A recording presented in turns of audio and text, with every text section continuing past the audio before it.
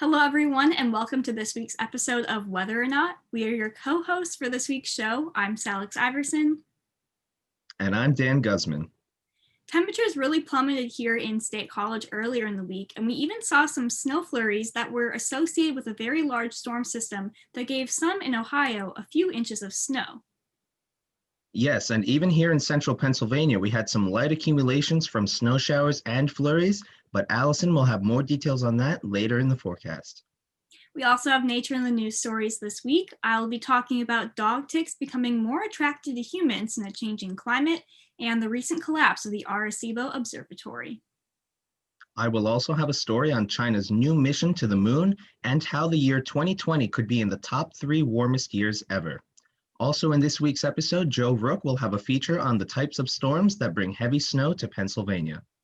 But first, here is nature in the news.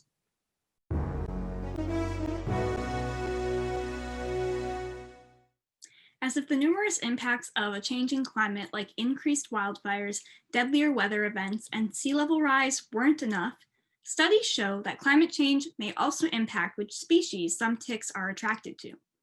Scientists have found that climate change could turn some ticks away from dogs and towards humans. Research has shown that at temperatures near 100 degrees Fahrenheit, some brown dog ticks are more attracted to people than dogs. To make matters worse, these ticks can carry the pathogen that causes the deadly Rocky Mountain spotted fever. Researchers at the University of California, Davis reported that a warmer climate could lead to a greater spread of the disease from ticks to humans. Research in Europe has also shown that ticks are more aggressive towards people in warmer weather. The United States has already seen a steady rise in tick-borne diseases over the last 2 decades, and now 4,000 to 6,000 tick-borne spotted fevers are reported in the United States each year. China's most recent mission, Chang'e 5, has returned from the moon with color photos and samples from the surface. This is China's 3rd moon mission after Chang'e 3 and 4, which successfully placed rovers and static landers on the surface. This mission was much more complicated than that. It began with an 8.2-ton spacecraft consisting of a separate lander to scoop samples and an ascender to stay aloft and re-enter Earth's atmosphere. Working together, this spacecraft can drill into the surface and pick the best lunar samples to bring back home using special sensors and instruments. Since the area where Chang'e 5 was sent to analyze contained significantly younger volcanic rock, it could provide a lot more information about the moon's geological history. Earlier this week, the Arecibo Observatory telescope in Puerto Rico collapsed. There had been previous concern from scientists around the world on the fate of the single-dish radio telescope. The Arecibo's equipment platform weighed in at a whopping 900 tons and was suspended 500 feet above the dish. Unfortunately, this equipment platform fell after its last healthy support cable was no longer able to keep it in place. The National Science Foundation, who oversees the research facility, issued a statement reporting that no injuries resulted from the collapse. A few weeks ago, the Arecibo Observatory was said to be dismantled due to the increasing risk of an uncontrolled collapse due to failures in the cables that suspended the equipment platform. In its almost 60 years of operation, the observatory was able to help researchers in the fields of radio astronomy and atmospheric science make scientific breakthroughs. These breakthroughs include gravitational waves in space, finding habitable planets, and even earned 2 physicists a Nobel Prize in 1993. While the observatory will no longer be functional, there are hopes to keep the visitor center and other buildings operational. According to the World Meteorological Organization, the year 2020 is set to be among the top 3 warmest years on record since 1850. This after some of the most notable warmth came from the Siberian Arctic, where temperatures were 5 degrees Celsius above average. Using 5 different global datasets, 2020 is projected to be just about 1.2 degrees Celsius above the baseline or pre-industrial global temperature.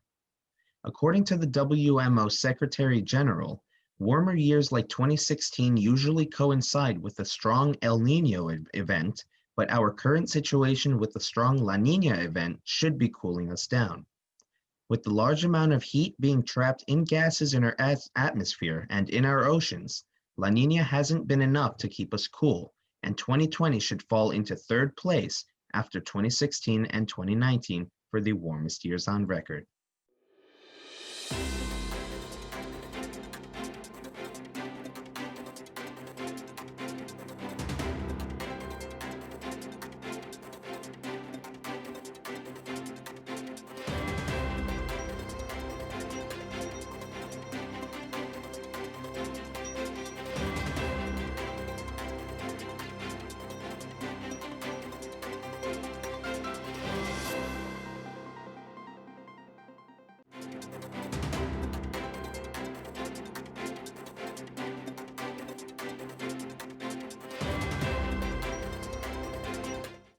I'm student meteorologist Allison Gutleber here with your Central PA forecast. For our first week of December, we saw sunshine and those clear conditions, but for the rest of the weekend, we will expect some precipitation heading our way. So let's take a look at our Friday forecast. Rain will not only hit Pennsylvania, but it will also be seen at the Great Lakes with that low pressure system stationed over the area. Precipitation can also be seen in Virginia and West Virginia, but also in Kentucky. Following that dry weather in the beginning of the week, the Friday storm system will be soaking the southwestern portion of our state. A mix of rain and snow can be seen for most of the state, especially the State College area. An inch or two of snow accumulation will be expected for the northern portion of our state.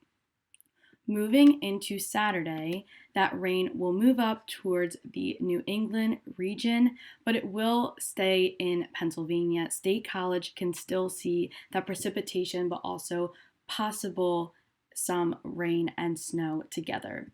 But it will end in the end of Saturday. So Saturday evening, we can see the end of that precipitation in our area. The precipitation will continue to move up towards the northern portion of our country, but it will be clear on Sunday and the temperatures will be decreasing. So let's get into our temperatures. For Friday, we have a high of 43, mix of rain and snow. And then looking at Friday evening, we have a low of 32, so dipping down, getting a little chillier overnight. Rain can be expected to start up around 4 a.m. For Saturday, we have moderate showers, a high of 41, and that chance of the snow continuing for our Saturday, but Sunday, it will get chillier, a high of 36, but it will be clear in Pennsylvania and State College. So next we have a package by our very own Joe. Snow is a yearly occurrence throughout the state of Pennsylvania, but have you ever sat down and wondered what actually brings the snow? The four systems we're going to look at include lake effect, nor'easters, Alberta clipper, and snow squalls. Lake effect snow occurs when very cold air moves across relatively warm waters in the Great Lakes. The air picks up moisture and warmth from these lakes. Water remains warmer early in the winter because it has nearly 4 times the heat capacity of air. As we head later into the winter season, the lakes begin to cool and even freeze, reducing lake effect snow. Lake Erie is the shallowest lake and typically the only one that will entirely freeze over, bringing an end to the lake effect snow season. The heaviest snow associated with lake effect tends to hang around the northwestern part of the state and the Northeast as a whole, otherwise known as the lake effect snow belt. Lake effect snow tends to form very narrow bands that produce extreme snowfall over a confined area. Less than a mile away, the sun could be out and shining with treacherous road conditions in the near future. This makes for very dangerous driving conditions. Another snowmaker is the good old nor'easter. Every winter, this word blows up as a storm pushes up the East Coast. The National Weather Service defines a nor'easter as a storm characterized by a central low-pressure area that deepens dramatically as it moves northward along the East Coast. The name came from strong northeast winds that precede and accompany the storm as it passes over New England. These systems tend to produce very heavy snow in the central and northeastern mountains, including the Poconos, with a sharp cutoff just to the west. The infamous I-95 rain-snow line occurs as warmer marine air is pulled into the storm. If you're on the northwest side of a nor'easter, buckle up. because some heavy snow is headed your way. Nor'easters can be classified into two categories, either a Miller Type A nor'easter or a Miller Type B nor'easter.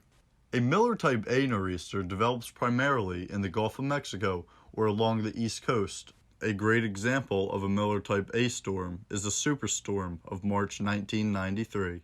A Miller Type B nor'easter comes from the Ohio Valley. These storms have a defined surface low producing precipitation all the way over the Ohio Valley, and they move towards the Appalachian Mountains from the west. They lose their surface low as they approach the mountains, causing the low to redevelop off the east coast.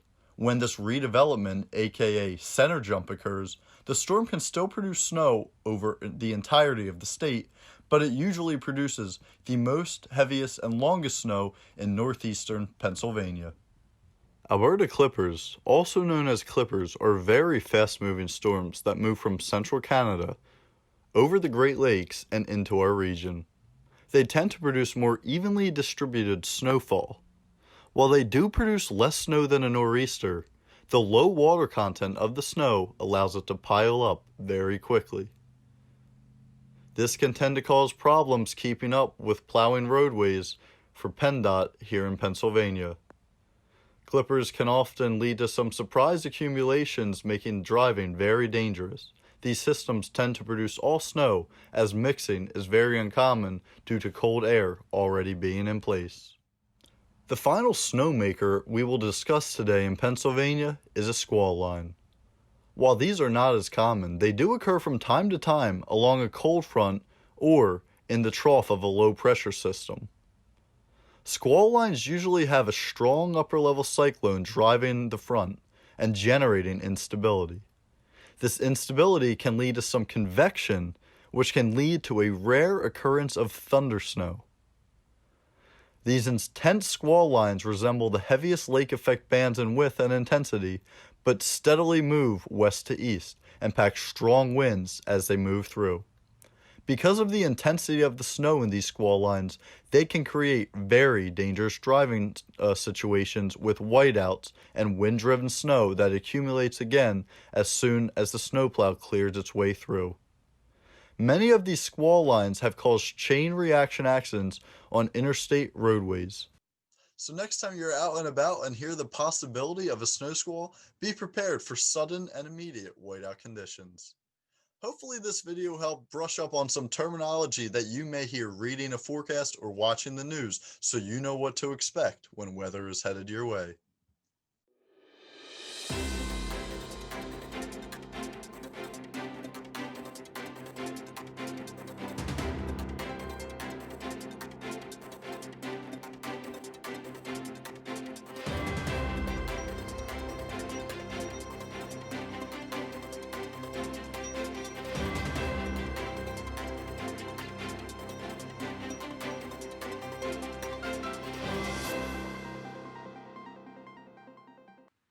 I'm back with our extended forecast.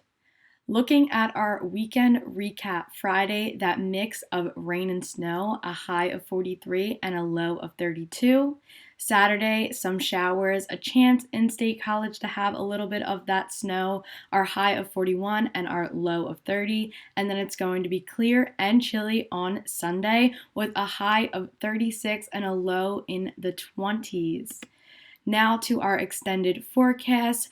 All week we're going to see those clouds, but on Monday and Tuesday we will see that sun peek through. Wednesday, just cloudy conditions, and then the sun returns Thursday and Friday. So I would say a cloudy roller coaster, as if we were going up to the top, about to take a drop. So it's going to have below average temperatures, and Friday we're going to be just around average at 42. Back to the hosts. And now back to our Weather Whiz quiz question. How far above average is the Siberian Arctic's temperature so far in 2020? Is it A, 0.5 degrees Celsius, B, 1.3 degrees Celsius, C, 3.7 degrees Celsius, or D, 5 degrees Celsius? And the correct answer is D, 5 degrees Celsius. In fact, the most notable warmth across the globe is located in the Siberian Arctic, and the warmest 6 years on record have all occurred since 2015. Yes, and also this past June, Siberia recorded a record temperature of 38 degrees Celsius or 100.4 degrees Fahrenheit, which is astonishing. That is crazy. Well, that's all the time we have for our show this week. I'm Salix Iverson. And I'm Dan Guzman. Have a great weekend.